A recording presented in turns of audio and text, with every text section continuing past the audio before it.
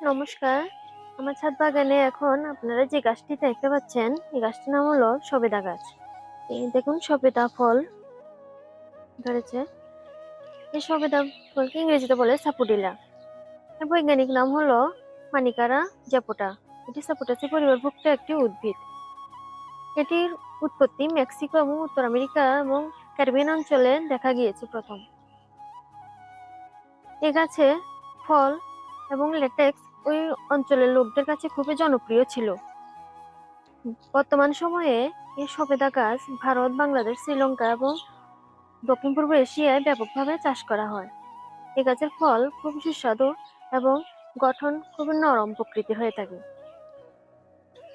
এই ফলের মধ্যে প্রচুর পরিমাণে মিনারেল, ফাইবার এবং ভিটামিন থাকার কারণে এই ফল খাওয়ার ফলে আমাদের স্বাস্থ্যের খুব উন্নতি ঘটে। তাই সকলের এই ফল খাওয়া উচিত। নমস্কার।